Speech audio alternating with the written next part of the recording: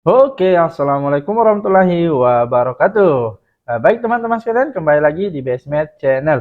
Pada video kali ini kita akan membahas materi baru ya, yaitu bab baru terkait dengan transformasi geometri. Di mana materi ini merupakan salah satu materi matematika tingkat lanjut ya untuk semester genap di kelas 11 ya, kurikulum Merdeka. Nah, mungkin teman-teman sudah dapat nih ya materinya di SMP kemarin mengenai apa itu transformasi geometri. Nah, kalau di SMA lebih luas lagi ya pembahasannya. Nah, nanti kita akan kaitkan transformasi itu dengan matriks yang mana sudah kita bahas pada video sebelumnya ya, yang juga merupakan materi di semester ganjil kemarin. Nah, dan juga nanti ada komposisi transformasi ya. Jadi materinya lebih luas lagi dibanding dengan materi yang ada di SMP kemarin.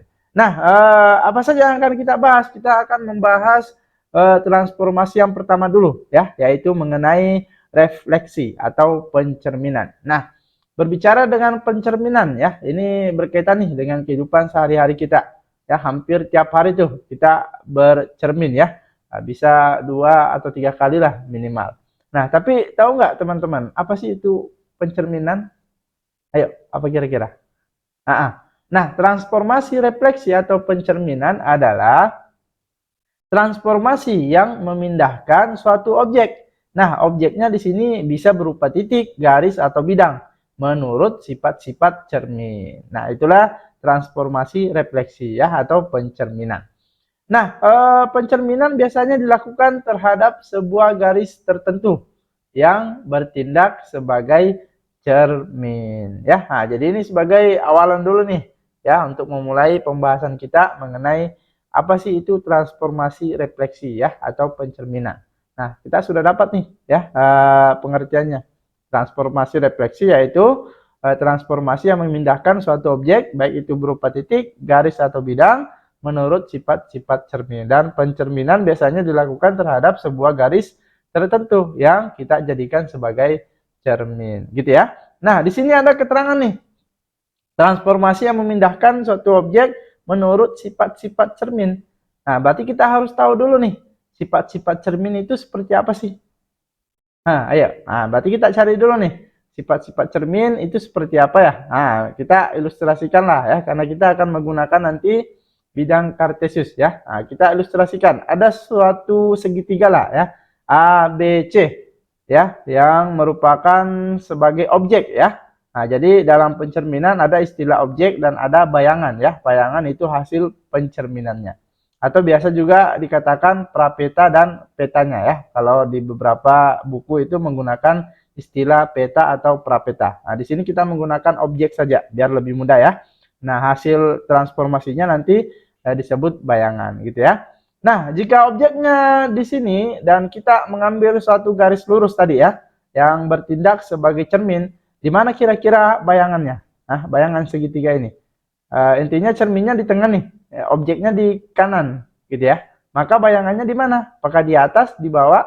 Nah, tentu di kiri, gitu ya. Tapi bayangannya bagaimana? Apakah seperti ini kira-kira?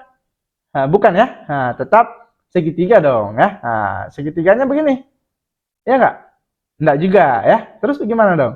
Nah, seperti ini ya. Nah, maka inilah bayangan dari objek yang dicerminkan ya. Nah, jadi ada objek, ada bayangan ya. Itu yang istilah yang akan kita gunakan. Nah, di sini ada titik-titik koordinat nih.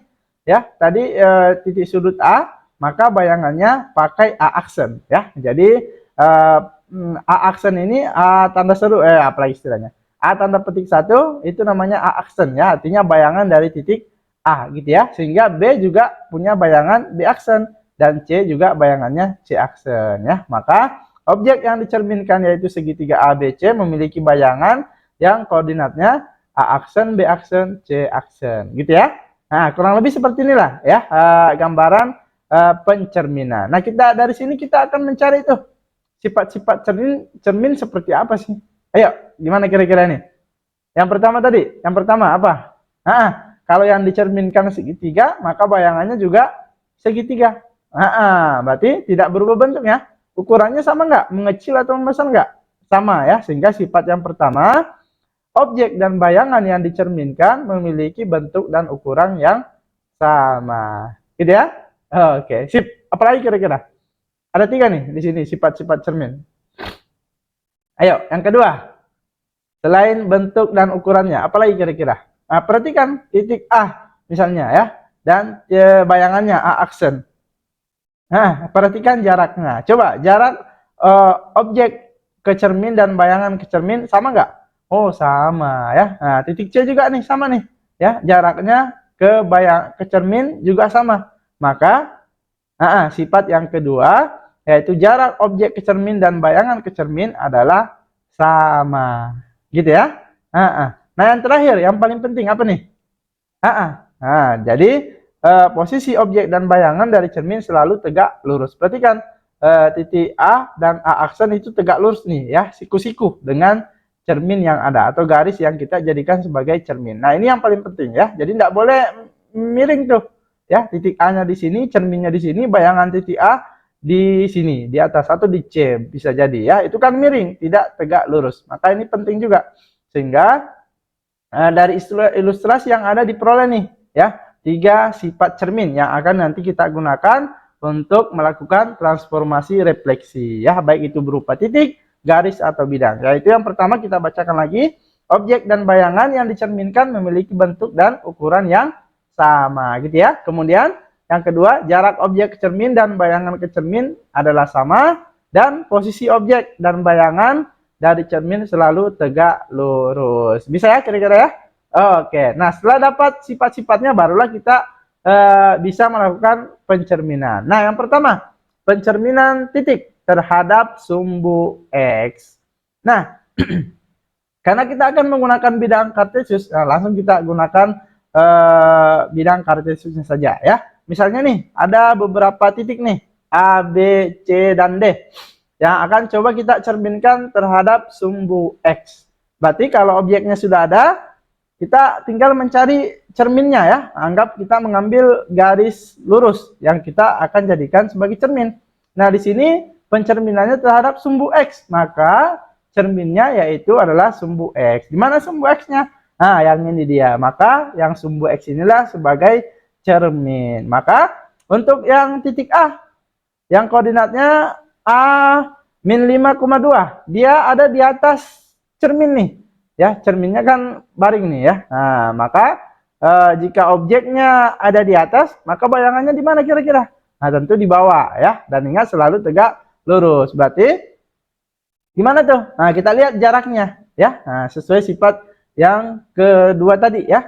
Jaraknya harus sama. Jarak objek ke cermin adalah 2. Maka jarak bayangan ke cermin juga 2 ya. 2 satuan gitu ya. Maka disinilah bayangan titik A, yaitu A aksen gitu ya. A tanda petik tuh ya. Nah, koordinatnya berapa? Min 5, min 2 gitu ya. Inilah bayangan dari titik A, yaitu min 5,2. Oke? Oke, selanjutnya yang B. Yang B kira-kira di mana tuh? Yang B, karena dia di atas juga, jaraknya 1 dari cermin, maka bayangannya juga 1 ke bawah ya dari cermin. Maka itulah bayangan titik B atau B aksennya. Koordinatnya min 3, min 1 gitu ya. Oke. Yang C, gimana yang C? Sama nih. Yang C juga di atas cermin, maka bayangannya pasti di bawah. Nah, jaraknya juga 2 tuh dari atas. Maka bayangannya juga berarti 2 ke bawah ya. Disinilah titik koordinat bayangan dari titik C. Koordinatnya berapa tuh? 1, min 2 gitu ya. Nah, yang terakhir, yang titik D. Titik D di bawah nih. Dia di bawah cermin. Berarti bayangannya di mana? Di atas jelas ya. Jaraknya berapa dulu? Hitung dulu nih. Oh, jaraknya ada 3 tuh. Berarti jarak bayangannya juga ke cermin ada 3. Sehingga disinilah titik koordinat bayangan titik D. Yaitu D aksen, koordinatnya 4,3. Gitu ya. Oke. Nah, setelah kita melakukan pencerminan nih terhadap sumbu X beberapa titik, kira-kira bisa nggak sudah menentukan rumus nih ya, tanpa melakukan menggambar seperti ini ya di bidang kartesius. Nah, kita analisis berarti ya. Dari pencerminan yang sudah kita lakukan diperoleh hasil titik objeknya tadi kita tuliskan dulu semua. A-nya itu min 5,2. Nah, bayangannya berapa tadi? A aksen yaitu min 5, min 2 gitu ya. Nah, jika objeknya titik B yang koordinatnya min 3,1, bayangannya berapa tadi? Min 3, min 1 gitu ya, B aksen. Kemudian yang C koordinatnya 1,2, maka bayangannya berapa? C aksen 1, min 2 gitu ya. Yang terakhir titik D koordinatnya 4, min 3, bayangannya yaitu D aksen 4,3. Nah, gimana kira-kira? Sudah jelas nih? Kira-kira polanya. Perhatikan dulu coba. Karena ini yang dicerminkan adalah titik, berarti titik selalu ada koordinatnya ya, X, Y. Nah, perhatikan dulu titik X-nya. Ya. Nah, kita perhatikan. Baik objek dan bayangan, titik X-nya ternyata sama nih. Ya, min 5 tetap min 5, min 3 tetap min 3 nih. 1, 1, 4, 4. Berarti tidak berubah. Ya, berarti untuk titik koordinat variabel X aman, tetap gitu ya. Nah, yang berubah apanya berarti? Yang koordinatnya ya, yaitu titik Y-nya.